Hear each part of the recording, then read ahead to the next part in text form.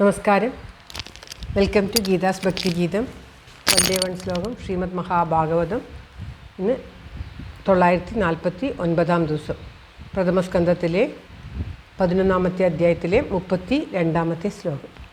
ഓം നമോ ഭഗവതേ വാസുദേവായ. ഓം ശ്രീകൃഷ്ണ പരമാത്മനേ നമഃ. ഹരിശ്രീ ഗണപതേ നമഃ. അവിഘ്നമസ്തു ശ്രീ ഗുരുഭ്യോ നമഃ. ഓം തത്സത്. കൃഷ്ണം നാരായണം വന്ദേ, കൃഷ്ണം വന്ദേ വ്രജപ്രിയം, കൃഷ്ണം ദ്വൈപായനം വന്ദേ, കൃഷ്ണം വന്ദേ പ്രദാസുതം. ശ്രീപരമാനന്ദനാഥനായ ദ്വൈതദീപമായി, മോക്ഷേഷു വൃന്ദമന്ദാരമായി, കാരുണ്യവാരിധിയായി വിഭൂദേശനാം നാരായണൻ മമ മന്ദത മാറ്റണം. ഓം തത്സത്.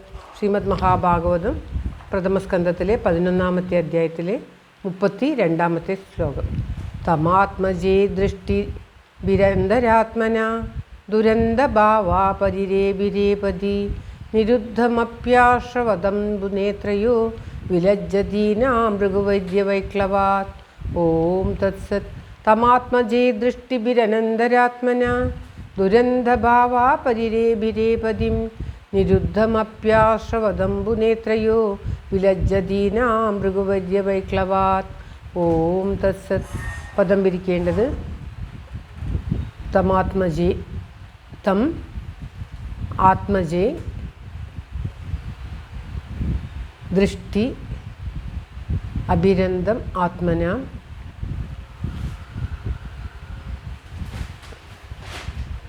ദുരന്തഭാവ പരിരേഭിരേ പതിം നിരുദ്ധം അഭി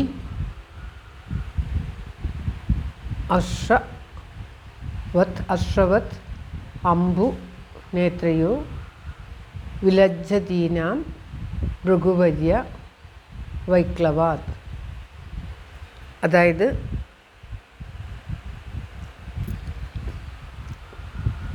നിരുദ്ധം അഭി ആശ്രവത് അംബു നേത്രയോ, അങ്ങനെയാണ് മൂന്നാമത്തെ വരി. ഓം തത്സത്. അർത്ഥം ദുരന്തഭാവ, ദുരന്തമായ അല്ലെങ്കിൽ ഗംഭീരമായ. ദുരന്തം എന്ന് മലയാളത്തിൽ പറയുന്ന അർത്ഥമല്ല, സംസ്കൃതത്തിൽ ഗംഭീരമായ അഭിപ്രായത്തോടു കൂടിയ ആ സ്ത്രീകൾ തം പതിം, ആ ഭർത്താവിനെ, അന്തരാത്മന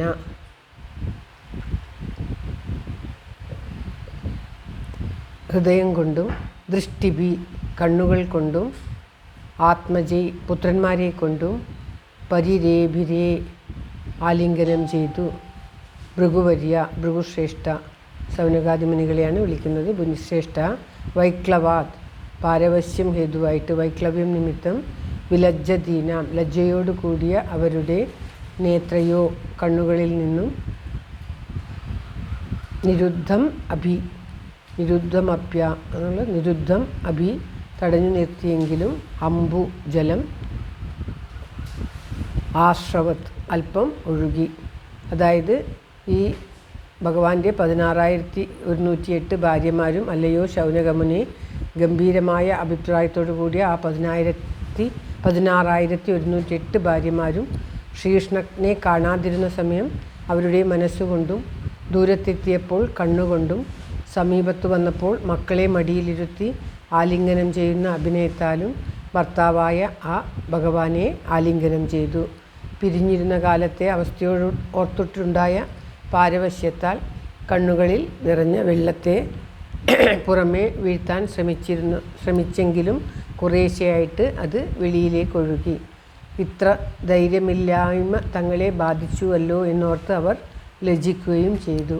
ഈ പത്നിമാരെല്ലാവരും ഒരുപോലെ ഭക്തകളായിരുന്നതുകൊണ്ട് ഏകകാലത്തിൽ അവരെ ഒരുപോലെ അനുഗ്രഹിക്കുവാനായിട്ട് യോഗേശ്വരനായ ശ്രീകൃഷ്ണ ഭഗവാൻ 16,108 രൂപത്തെ എടുത്ത് അവരുടെ ഗൃഹത്തിൽ പ്രവേശിച്ചു. ഓരോരുത്തരെയും ഭഗവാൻ പ്രത്യേകം പ്രത്യേകം അനുഗ്രഹിച്ചു എന്നാണ് ഈ ശ്ലോകത്തിൽ നിന്നും മനസ്സിലാവുന്നത്. നാരദർ വന്ന് ഭഗവാനെ പരീക്ഷിക്കാൻ ശ്രമിച്ചപ്പോഴും നമ്മൾ കണ്ടതാണ്, ഭഗവാൻ എല്ലാ ഗൃഹത്തിലും ഒരുപോലെ ഉണ്ടായിരുന്നു. ഇതാണ് ഭഗവാന്റെ മഹത്വം. ഭഗവാൻ എന്ന് പറയുന്നത് സർവത്ര നിറഞ്ഞു നിൽക്കുന്ന സർവസ്വരൂപിയാണ്. നമ്മൾ അജ്ഞാനത്താൽ ഒരാൾ 16,100 വിവാഹം കഴിക്കാമോ എന്നൊക്കെ പറയുന്നത് നമ്മുടെ അജ്ഞാനമാണ്. സർവരുടെയും ഉള്ളിൽ നിറഞ്ഞു നിൽക്കുന്ന ആ ചൈതന്യമാണ് ഭഗവാൻ എന്ന് മനസ്സിലാക്കിയിട്ട് വേണം നാം ഭാഗവതത്തെ കേൾക്കുവാൻ. എല്ലാവരുടെയും നന്മയ്ക്കും ആയുരാരോഗ്യ സൗഖ്യത്തിനുമായി പ്രാർത്ഥിച്ചുകൊണ്ട് ശ്ലോകം ഒരിക്കൽ കൂടി. തമാത്മജേ ദൃഷ്ടി അഭിരന്തരാത്മന ദുരന്തഭാവാ പരിരേഭിരേപതിം നിരുദ്ധമപ്യാശ്രവതംബുനേത്രയോ വിലജ്ജതീനാം ഭൃഗുവര്യവൈക്ലവാത്. സർവത്ര ഗോവിന്ദനാമസങ്കീർത്തനം. ഗോവിന്ദ ഗോവിന്ദ. എല്ലാവരുടെയും നന്മയ്ക്കും ആയുരാരോഗ്യ സൗഖ്യത്തിനുമായി പ്രാർത്ഥിച്ചുകൊണ്ട് ശ്ലോകം ഭഗവാന്റെ തൃക്കാൽക്ക് സമർപ്പിക്കുന്നു. Geetha Rajan. Thank you for watching. All the best. Have A very very nice day. God bless you. ദൈവം അനുഗ്രഹിക്കട്ടെ. എല്ലാവർക്കും എല്ലാവിധ ആയുരാരോഗ്യ സൗഖ്യവും നന്മയും ഉണ്ടാകട്ടെ. ഓം തത്സത്.